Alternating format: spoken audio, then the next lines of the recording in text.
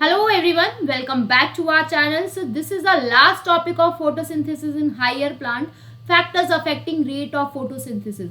अगर आपको अभी भी समझ में नहीं आया लॉ ऑफ लिमिटिंग फैक्टर और लाइट क्या कैसे इफेक्ट करती है, CO2 कंसंट्रेशन कैसे इफेक्ट करती है, तो ये वीडियो आपके लिए एंड तक देखना और फॉलो कर लेना for such kind of these video. In this video I am going to give you the detail of each and every line of the NCERT, and this video is beneficial for class 11th and those who are preparing for the NEET exam. तो फटाफट से factor affecting rate of photosynthesis को खोलते हैं और फटाफट से आप अपनी NCERT खोल लीजिए. अगर आपको नोट्स बनाने हैं तो नोट्स के लिए नोट्स खोल लीजिए.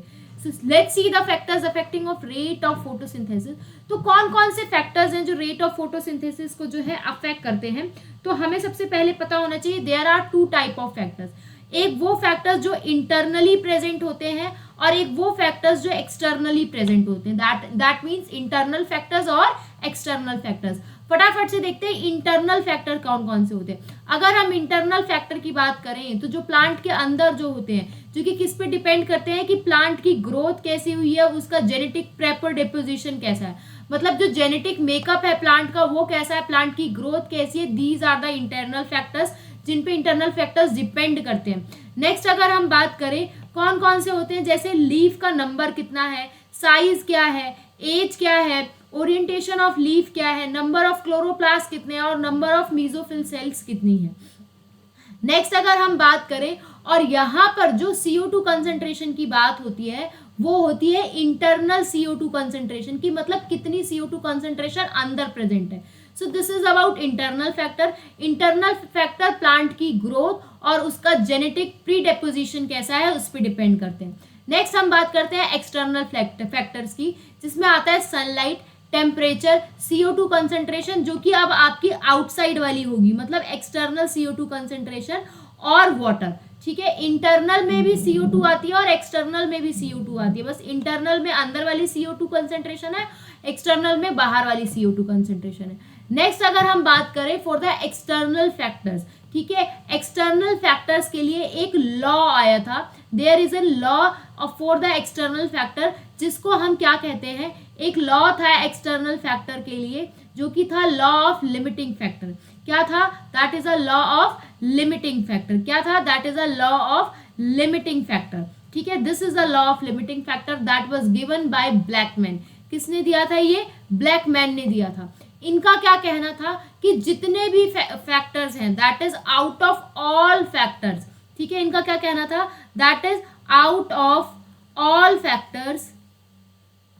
जितने भी फैक्टर्स हैं, जितने भी आपके फैक्टर्स हैं, जितने भी फैक्टर्स हैं, उन सारे के सारे फैक्टर में से रेट ऑफ फोटोसिंथेसिस उस पे डिपेंड करेगी डायरेक्टली जो कि कम अमाउंट में प्रेजेंट है. Is it clear. जितने भी फैक्टर्स हैं वो सारे के सारे डिपेंड नहीं करेंगे. जितने भी फैक्टर्स प्रेजेंट हैं रेट ऑफ फोटोसिंथेसिस उस पे डिपेंड करेगी जो कि सबसे कम अमाउंट में प्रेजेंट है. इसी को लॉ ऑफ लिमिटिंग फैक्टर कहते हैं. That was given by Blackman. ठीक है, नेक्स्ट अगर हम बात करें तो हम we are going to talk about light. Light के बारे में हम बात करेंगे कि लाइट किस तरीके से डिपेंड करती है. सबसे पहले लाइट के बारे में, तो लाइट के 3 पैरामीटर्स हैं. पहली, लाइट की क्वालिटी कैसी है, लाइट की ड्यूरेशन कैसी है और लाइट की इंटेंसिटी कैसी है. अगर हम लाइट इंटेंसिटी की बात करें तो लाइट इंटेंसिटी क्या होती है, that is amount of light per unit area. एक यूनिट एरिया पे कितनी लाइट गिर रही है, कितने अमाउंट ऑफ फोटोन्स जो हैं वो गिर रहे हैं. नेक्स्ट अगर हम बात करें लाइट की क्वालिटी, तो लाइट की क्वालिटी में हम किसकी बात कर रहे हैं, we are talking about wavelength. Light की वेवलेंथ कितनी है, जो कि कितनी होनी चाहिए, दैट इज 400 से 700 नैनोमीटर, जो कि आपका क्या है, पार है, फोटोसिंथेटिक एक्टिव रेडिएशन. नेक्स्ट अगर हम बात करें लाइट की ड्यूरेशन, मतलब लाइट का फोटो पीरियड कितना है, मतलब कितने टाइम के लिए है, उस पे डिपेंड करती है. ठीक है, तो यहाँ पे मतलब light, time of light is, मतलब कितने टाइम के लिए लाइट जो है अवेलेबल है. ठीक है, अगर हम बात करते हैं ड्यूरेशन की, तो जो ड्यूरेशन है वो डायरेक्टली जो है कंट्रोल नहीं करता रेट ऑफ फोटोसिंथेसिस को, ओवरऑल अफेक्ट करता है. ठीक है, ड्यूरेशन जो है that does not control the rate of photosynthesis, overall कहीं पर अफेक्ट करेगा. ठीक है, तो आप यहाँ पे लिख सकते हैं that duration does not control the rate of photosynthesis. Rate of photosynthesis को डायरेक्टली कंट्रोल नहीं कर रहा है, समहाउ सिर्फ खाली अफेक्ट कर सकता है, can affect the photosynthesis.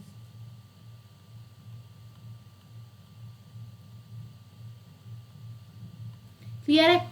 Next हम बात करते हैं सबसे ज्यादा रेट ऑफ फोटोसिंथेसिस कौन सी उसमें होगा, दैट इज ब्लू और रेड लाइट में, और सबसे कम कब होगा, मिनिमम कब होगा, that is in a green light. अब हम सबसे पहले बात करेंगे लाइट के बारे में. ठीक है, अब आपको ये ग्राफ दिखाई दे रहा है, A B C D mark है. अगर हम बात करते हैं ए की, ठीक है, अगर हम बात करते हैं ए की, तो ड्यूरिंग लो लाइट इंटेंसिटी, ठीक है, जब लो लाइट इंटेंसिटी है तो लाइट जो है लिमिटिंग फैक्टर की तरह एक्ट करेगी. जब कम लाइट है तो लाइट हो सकता है लिमिटिंग फैक्टर बन जाए और फोटोसिंथेसिस के रेट को डायरेक्टली कंट्रोल करे. ठीक है, और ऐसा रिलेशनशिप शो करेगी, दैट इज लीनियर रिलेशनशिप. ठीक है, क्या है, that is a low light intensity है तो रेट ऑफ फोटोसिंथेसिस को डायरेक्टली कंट्रोल कर रही है, और जब हाई लाइट होगी तो रेट ऑफ फोटोसिंथेसिस को कंट्रोल नहीं करेगी. ठीक है, क्लियर है. यही यहाँ पे ये पैराग्राफ में लिखा हुआ है. अगर आप ये पैराग्राफ देखो तो there is a linear relationship between the incident light and CO2 fixation rate at low light intensity. जब लाइट की इंटेंसिटी कम है तब वो इफेक्ट करेगी. एट हायर लाइट इंटेंसिटी की हम बात करें तो जो रेट है वो डज नॉट शो फर्दर और इंक्रीज एंड बिकेम लिमिटिंग. मतलब लो लाइट इंटेंसिटी पे ही रेट ऑफ फोटोसिंथेसिस को डायरेक्टली कंट्रोल कर रही होगी. ये तो हो गया ए के बारे में. अगर हम बात करें बी के बारे में कि ये जो बी है वो आपको क्या शो कर रहा है, अगर हम बात करें इस बी के बारे में तो ये क्या शो कर रहा है, तो देयर इज एन डिक्लाइन आ रहा है इन रेट में, रेट ऑफ फोटोसिंथेसिस में डिक्लाइन आ रहा है. नेक्स्ट अगर हम बात करें दैट इज सी पॉइंट की. ठीक है, जैसे ही सैचुरेशन आ जाएगा तो जो रेट है सैचुरेशन, लाइट का सैचुरेशन आ जाएगा तो जो रेट ऑफ फोटोसिंथेसिस है वो क्या हो जाएगी, कांस्टेंट हो जाएगी. है क्या हो जाएगी, कांस्टेंट हो जाएगी, और फिर जो लाइट है वो रेट ऑफ फोटोसिंथेसिस को कंट्रोल नहीं करेगी. अगर हम बात करें डी पॉइंट की, ठीक है, डी पॉइंट की जो कि आपका सैचुरेशन पॉइंट है, this is a saturation point.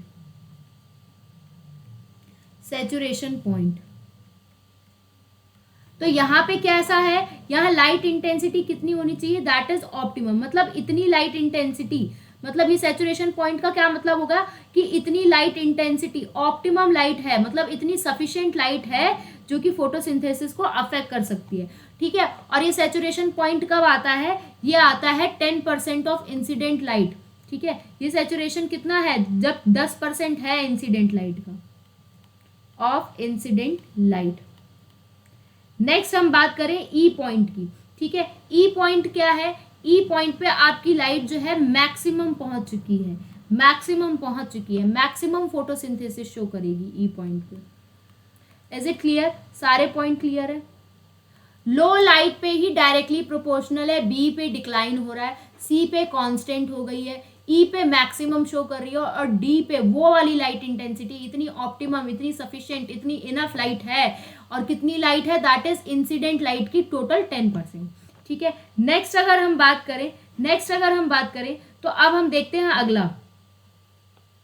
ठीक है, अब हम देखते हैं अगला. It is very interesting to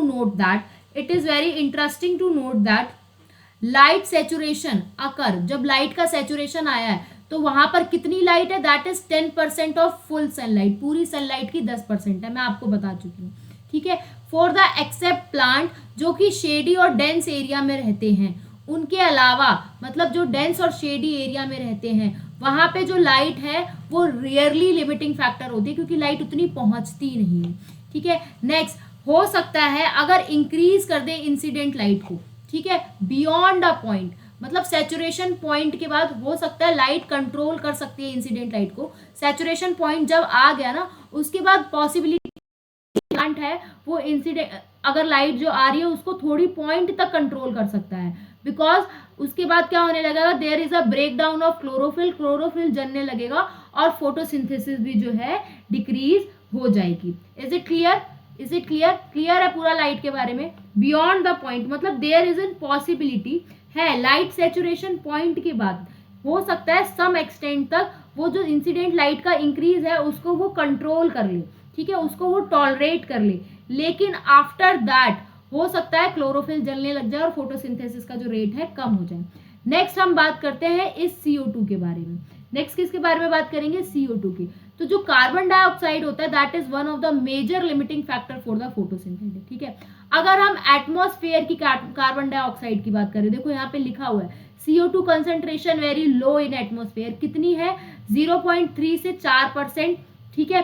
अगर 0.3 से 4% है और उससे ज्यादा कितनी मतलब 0.5% तक अगर बढ़ जाती है, CO2 फिक्सेशन रेट बढ़ जाता है, तो वो क्या करने लगेगी? Beyond the level became damaging over a long period. तो वो क्या करने लगेगी? डैमेज करने लगेगी, फोटोसिंथेसिस के रेट को इंक्रीज कर देगी। और अगर इससे ज्यादा बढ़ जाती है, 0.05 से बढ़ जाती है, तो रेट ऑफ फोटोसिंथेसिस जो है कम होने लगेगा। Is it clear? अगर हम वहीं पे बात करें C3 और C4 प्लांट की, तो वो अलग अलग तरीके से एक्ट करते हैं CO2 कंसंट्रेशन पे, ठीक है। नेक्स्ट पहला देखो, जब लो लाइट इंटेंसिटी है, जब लाइट की इंटेंसिटी कम है तो कोई से भी इफेक्ट नहीं करेंगे। मतलब अगर लाइट कम है, CO2 ज्यादा है, तो ना ही C3 का इफेक्ट होगा ना ही C4 का इफेक्ट होगा। वहीं अगर हम बात करें, अगर हाई लाइट इंटेंसिटी है, अगर लाइट की इंटेंसिटी बहुत ज्यादा है, तो चाहे C3 हो चाहे C4 हो, दोनों के दोनों रेट ऑफ फोटोसिंथेसिस दोनों के दोनों का क्या है? इंक्रीज हो जाएगा, ठीक है। अब सबसे ज्यादा इंपॉर्टेंट क्या है नोट करना कि दोनों प्लांट का कितना होता है। C4 प्लांट जो है उनका सैचुरेशन पॉइंट 360 होता है। कितना होता है? 360। C4 का 360 है। जबकि अगर हम C3 की बात करें तो C3 का क्या है? बियॉन्ड 450। देखो बियॉन्ड लिखा है, एट नहीं लिखा, मतलब 450 के बाद पार, ठीक है, 460 470, ठीक है। तो C3 का है 450, C4 का कितना है? 360, ठीक है। अगर हम करंट सिचुएशन की बात करें तो जो करंट अवेलेबिलिटी है CO2 लेवल की that is limiting to the C3 plant, ठीक है। तो जो इस टाइम पे करंट अवेलेबिलिटी है CO2 की, उस टाइम पे वो किसे लिमिट कर रही है? C3 प्लांट को। इसी वजह से C3 प्लांट जो है that they are respond to high CO2 concentration, ठीक है, जिसकी वजह से उनकी रेट ऑफ फोटोसिंथेसिस इंक्रीज हो जाती है और तभी वो हायर प्रोडक्टिविटी शो करते हैं, ठीक है। इसका मतलब आपको क्या पता चला? तो जितनी भी ग्रीन हाउस गैसेज हैं, सॉरी जितनी भी ग्रीन हाउस क्रॉप है जहाँ पे टोमेटो, बेल पेपर्स वगैरह होते हैं, वो वहां पर जो C3 प्लांट है वो उनकी ज्यादा प्रोडक्टिविटी क्यों होती है? क्योंकि they are allowed to grow in a carbon dioxide rich atmosphere. वहां पर एटमॉस्फेयर में कार्बन डाइऑक्साइड का अमाउंट बहुत ज्यादा होता है, जिसकी वजह से उनकी हायर ईल्ड होती है। Is it clear? Is it clear? Next अगर हम बात करें टेम्परेचर की, तो जो टेम्परेचर है there are two type of reaction. आपने पढ़ी थी डार्क रिएक्शन और लाइट रिएक्शन। सबसे ज्यादा एंजाइम आपने डार्क रिएक्शन पे पढ़े। तो जो टेम्परेचर है वो टेम्परेचर की अगर हम बात करें तो डार्क रिएक्शन में सबसे ज्यादा एंजाइम थे। तो डार्क रिएक्शन को अगर कोई कंट्रोल कर रहा है तो that is our temperature control, ठीक है। टेम्परेचर वहां पे कंट्रोल करेगा। क्यों? क्योंकि जो टेम्परेचर होता है वो क्या करता है? That it affects the activity of enzyme. तो टेम्परेचर का काम है भाई एंजाइम की एक्टिविटी को अफेक्ट करना, ठीक है। टेम्परेचर सबसे ज्यादा डार्क रिएक्शन में थे, तो इसका मतलब डार्क रिएक्शन जो है उस पर ज्यादा प्रभाव पड़ेगा टेम्परेचर का as compare to light reaction, ठीक है। और जो लाइट रिएक्शन है also are temperature sensitive but लेकिन एट लेसर कंसेंट, मतलब लाइट रिएक्शन पे भी फर्क पड़ेगा लेकिन डार्क रिएक्शन पे ज्यादा पड़ेगा क्योंकि डार्क रिएक्शन में बहुत सारे एंजाइम्स थे। नेक्स्ट अगर हम बात करें जो C4 प्लांट है वो रिस्पॉन्ड करते हैं हायर टेम्परेचर पे और शो करते हैं higher rate of photosynthesis, where है जो C3 प्लांट है वो लोअर टेम्परेचर रेंज शो करते हैं। नेक्स्ट अगर हम बात करें जो ये टेम्परेचर है जो कि ऑप्टिमम होना चाहिए फोटोसिंथेसिस के लिए, कितना होना चाहिए? ऑप्टिमम होना चाहिए। अलग अलग प्लांट का अलग अलग टेम्परेचर रिक्वायरमेंट है। वो किस पे डिपेंड करता है? वो डिपेंड करता है कि वो किस जगह कौन से हैबिटेट में रह रहे हैं और उन्होंने अपने आप में कितनी एडेप्टेशन करी है। उसी तरीके से हम बात करें तो जो ट्रॉपिकल प्लांट्स होते हैं उनको ज्यादा टेम्परेचर की रिक्वायरमेंट होती है। They have a higher temperature optimum as compare to the plant जो कि टेम्परेट क्लाइमेट्स में रहते हैं। Is it clear? नेक्स्ट हम बात करते हैं नेक्स्ट अगर हम बात करते हैं वाटर की। तो जो वाटर है वो water is a reactant of the light reaction. याद करो लाइट रिएक्शन में वाटर स्प्लिटिंग हो रही थी, ठीक है, तो वाटर तो वहां पे रिएक्टेंट की तरह यूज हो रहा था। तो वाटर हो सकता है इफेक्ट करे फोटोसिंथेसिस को, लेकिन डायरेक्टली नहीं करता। तो वाटर जो है वो कैसे इफेक्ट कर रहा है, इनडायरेक्टली अफेक्ट करता है, indirectly affect the rate of photosynthesis, rate of photosynthesis. Indirectly जो है टेम्परेचर वाटर जो है अफेक्ट करेगा, ठीक है। जैसे कि वाटर स्ट्रेस, अगर वाटर की कमी होती है तो जो स्टोमेटा अपने आप को क्लोज कर लेगा, जिसकी वजह से CO2 की अवेबिलिटी ही नहीं होगी, CO2 को अंदर ही नहीं जाने देगा। नेक्स्ट अगर हम बात करें, वाटर स्ट्रेस की वजह से लीव्स के अंदर भी विल्ट आ जाता है, जिसकी वजह से वो अपना सरफेस एरिया रिड्यूस कर लेंगे और ओवरऑल उनकी मेटाबॉलिक एक्टिविटी जो है कम हो जाएगी। तो वाटर जो है that is a reactant in the light reaction. However water जो है डायरेक्टली फोटोसिंथेसिस को अफेक्ट नहीं करेगा, लेकिन इनडायरेक्टली तो कर ही रहा है, ठीक है। So this is about factors affecting rate of photosynthesis. जहां पे आपने लाइट पढ़ा, उसके बाद आपने लाइट के बाद आपने CO2 कंसंट्रेशन पढ़ी, टेम्परेचर पढ़ा और वाटर पढ़ा। So this is all about this chapter. यहाँ पे ये चैप्टर जो है फिनिश हो रहा है। फटाफट से हम रेस्पिरेशन लेके आएंगे और एक एक टॉपिक को अच्छे से समझेंगे इन द नेक्स्ट 10 और 15 मिनट्स में, ठीक है। Till then bye bye and all the best for your exam.